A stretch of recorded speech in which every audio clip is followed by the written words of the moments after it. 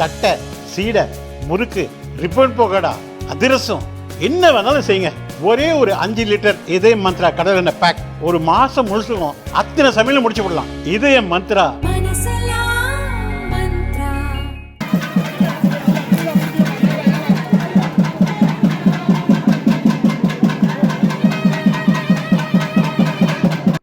தஞ்சாவூர் மாவட்டம் பேராவூரணி அருகே ரெட்டவயல் பகுதியை சேர்ந்த கண்ணையா செல்வி தம்பதியின் மூத்த மகள் பாண்டி மீனா.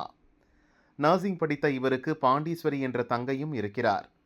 தந்தை கண்ணையா நுரையீரல் பாதிப்பாலும் தாய் செல்வி சிறுநீரக பாதிப்பாலும் சில ஆண்டுகளுக்கு முன் அடுத்தடுத்து இறந்துவிட்டனர்.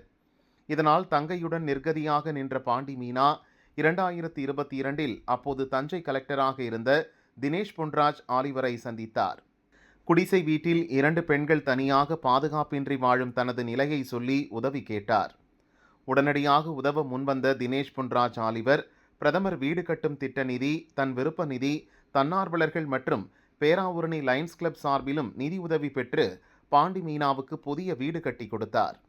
அதன் பிறகும் பாண்டி மீனா தங்கை பாண்டீஸ்வரி இருவரையும் தனது மகள்களாக பாவித்து அவர்களுக்கு தேவையான அனைத்து உதவிகளையும் செய்து வருகிறார். அதன் உச்சமாக பாண்டி மீனாவுக்கு தனது சொந்த செலவில் திருமணம் நடத்தி வைத்துள்ளார்.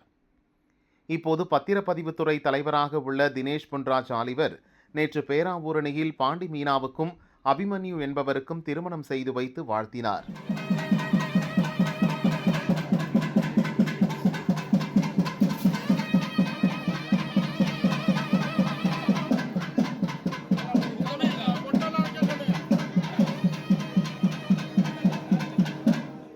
இவளை என் மகளாகவே நினைத்து வளர்த்தேன், நல்லபடியாக பார்த்துக்கொள் என மாப்பிள்ளையிடம் தினேஷ் கூறியதும் பாண்டி மீனா உட்பட அனைவரும் கண் கலங்கினர்.